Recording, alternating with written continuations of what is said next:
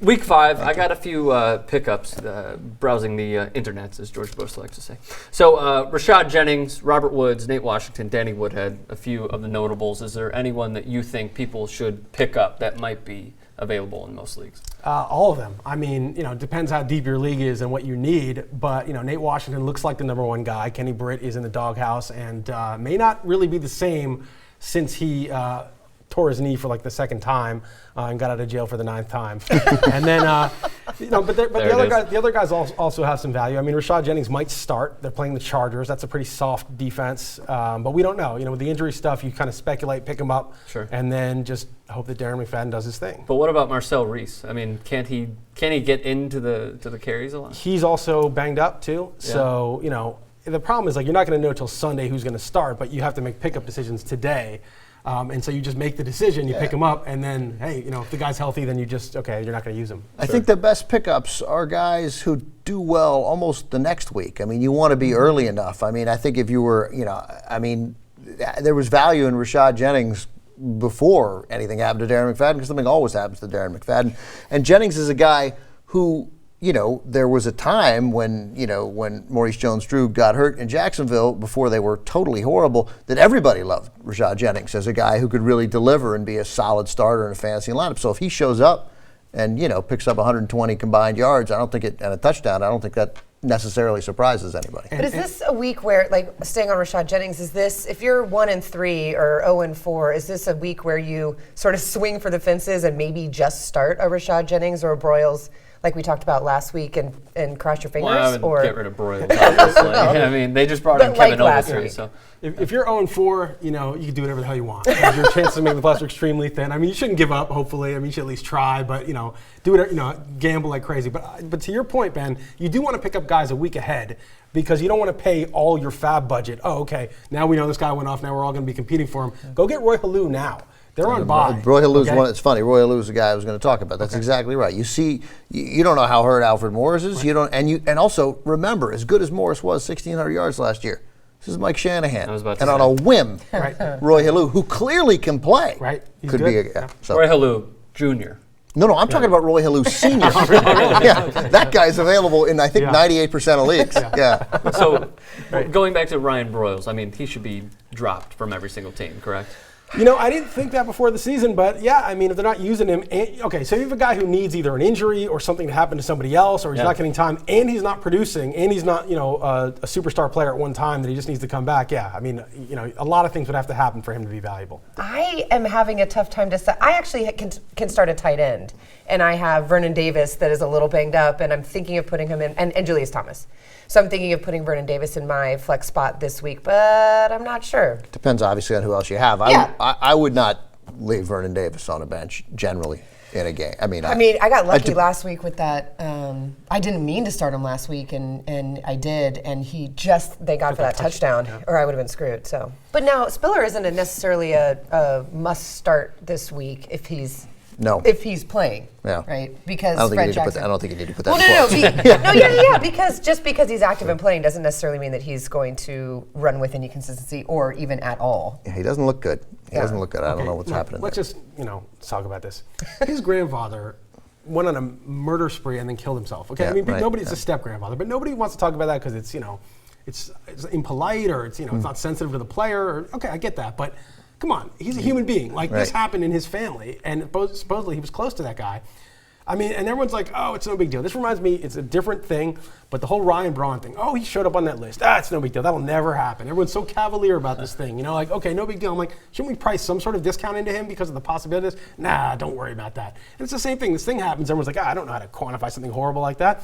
I don't even want to talk about it. It's impolite. So we just act like everything's fine. It might have nothing to do with that. It might just be that he got a little dinged up in a couple games, that Fred Jackson's feeling spry and healthy, the line's not that good, whatever. But I just feel like nobody is thinking maybe the guy is totally mentally checked out. I'd forgotten about it. So that's a good point. I mean, it wasn't just like somebody accidentally died in his family. That's bad enough. Right. There's a murder-suicide. It was like a spree. It's the only thing that anybody in his family has been talking about. Yeah. Of course, and will continue to. So that's in a way, it's like more humane just to talk about him. Like, this dude's a human. Right. He's probably a mess. I mean, beyond anything you can imagine. Right. And it might take like 2 decades to get over. And then when he's like 50, maybe you start him again. You know what I mean? So here's the thing. I forgot about it so much that I thought you were talking about Kenbrell Tompkins for half a second. And I was like, wait, that did. Oh, he's talking about CJ Spiller. Right. So let's So ask he's starting about. or not? Well, first of all, he's questionable. He may not even play. Right. Assuming he's cleared to play, you still have Fred Jackson, and it depends. And the Browns are a very tough defense, and it's on the road. I probably wouldn't have had a good option. I mean, he could break an 80-yard run at any moment, but they're not getting him the ball in space. They're not throwing him the ball. And if I used a 6 overall pick in one high-stakes league on him, and I spent $32 on him in a $100 league. Yeah. Yeah, I mean, it's a big deal. No matter what happens the rest of the way, you didn't get your money's worth. You didn't pay for a timeshare. Right. And that's assuming he's healthy, and that's assuming this other thing is not affecting him. So, if I could get 80 cents on the dollar, if I could get David Wilson and like a Dwayne Bowe, a throw-in receiver, I would do it. I would sell Spiller right away. Wait, Heather. Just David Wilson. I mean, I have him. I actually thought I got a steal in the 5th round by getting him in the. You did. No, I did not. I think I did not. I think that's at the going end to of the be. year. They just, Darrell Scott is gone. Right. Brandon Jacobs is just. I mean, Brandon Jacobs will steal a couple of touchdowns from him. Yeah, he will. But that said, he looked okay last week. But this is it. I mean, this is it. This is week 5. Week 5 is it. Yeah. If David Wilson doesn't run the ball and score a touchdown. Right, but they got nobody else. He's going to get opportunity after They opportunity. didn't really have anybody else last week. When they Who are they scored going to sign? points. Cedric Benson? You know what I mean? Like, Right, but by the same, Ryan Wilson. I mean, you take trade from Reese Jones-Drew. the fumbles obviously killed David Wilson in week 1 against the Cowboys, which turned out not to be a fluke game. It was a sign of what was going to happen with the Giants. But I think your points about Hakeem Nicks, to some extent, they also apply to David Wilson. At some point, you would think they'll figure something out. They're not going to go 2-14, I don't think, and he's the only guy there. And I think I would like to have David Wilson. I would make I'll a trade deal. you. Right, great. We'll do a cross league trade. Yeah. So hang on, going back to your CJ Spiller point, doesn't that open up more for Robert Woods? I mean, if he's available, shouldn't you snag him right away? Yeah, I think Robert Woods, Steve Robert Johnson Woods and Robert Woods are both going to get heavily targeted. The Bills are not going to be a great defense. They might get a little better when they get some of their guys back from injury, some of their defensive backfield. But those guys are going to get targeted. And, Spiller and Fred Jackson get the ball, but they're not run blocking that well, except for Fred Jackson, or maybe he just, has better vision. And I think they're going to throw a good deal. And those are the 2 guys. Yeah, sure. Woods is going to be a player. Who's off this week? Washington, Pittsburgh, Minnesota, and somebody else. So we lose Roethlisberger and Robert Griffin. And Roethlisberger had actually thrown some points up. Yeah. So it's potentially 2 starting quarterbacks from leagues down. Tampa. So we're not, nobody's starting Matt Castle, nobody's starting Mike Glennon. So it's 2 quarterbacks down. Same as last week with Newton and Rodgers. So who of the free agent quarterbacks, I'm looking on your site on Rotowire. And in the the weekly rankings from Jeff Erickson. Don't ever trust those. I like Jeff Erickson. No, I'm just kidding. Brian, Jeff does a great job. But look at this, Brian. I'm reverse promoting our site. Brian Hoyer Yeah. is ahead of Matt Schaub, Jay Cutler, Sam Bradford, obviously, Andrew Luck, Joe Flacco, and Andy Dalton. That is, I would say, who do I get to fill in for Griffin for a week? I can't get Hoyer. He got taken on the waiver wire Right. in But my that's league. upside. Somebody That's blew a upside. waiver spot on Well, Brian Hoyer. People, they're playing the Bills at home. The Bills have some injuries in the secondary. Josh Gordon's come on as a serious playmaker. Yeah. And I just think that people like that. Look, Tom Brady. Remember when Bledsoe got hurt and Tom Brady comes, he's a nobody. He's not going to be as good as Tom Brady, but it's just guys come out of nowhere. You look at Cutler against the Saints, who all of a sudden now, after last week, for the first time, I think maybe their defense is okay. Maybe for the first time they're not going to win shootouts. Right. And so now Cutler against New Orleans seems Shaky. a little shaky. Yeah.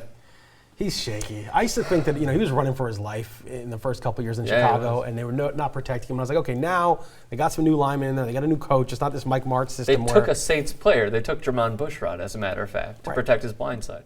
And they drafted a lineman in the first round. So they got 2 big helpful guys on the line. But I mean, he's still, you look at the last game, he still kind of sucks. Kyle Long is what you're thinking of. Kyle Long is the guy they drafted, right? So Jay Cutler he looked like Jay Cutler sort of last week. No, Jay Cutler looked like bad Jay Cutler. Yeah. Like they're sprinkled in every single year. He's like going to Jay have those Cutler. games. Let me ask you one more quarterback. I thought with the weapons and the line, he would actually be good this year, and now it just hasn't happened. Doesn't No, look he just quite throws right. up the jump balls every once in a while, which I'm okay with, except you might want to look off the safety every once in a while. Right. Yeah. Let me ask you a straight out quarterback question then, because you go down the list for the leagues that a lot of teams, guys got 2 quarterbacks. So would you take Terrell? He's going to start against San Diego. Would you start Terrell Pryor or Andy Dalton against the Patriots? Terrell Pryor. First of all, when you're making this decision, and the same decision that's going to have me start Brian Hartline, Right. like I'm going to lose. Why- Right. So let's just get that out there. Right. Right. So what do you think, Dalton or Pryor? I would say that they figure out who you actually started and do the opposite, because whoever we choose is going to be. No, I would say Pryor. Yeah, so do I. I think that's what I'm going to look, you're going to get a floor of 50 rushing yards, I think, and you might get a rushing touchdown. Mm-hmm. And then, maybe there'll be some passing yards thrown in. San Diego's defense, I think they're allowing 8.4 yards per passing attempt to Right. opponents. And it's not like they're playing, they played against Locker, they played against, I guess one was Vic, who has a pretty good YPA, but it's not like they've been playing elite quarterbacks all season.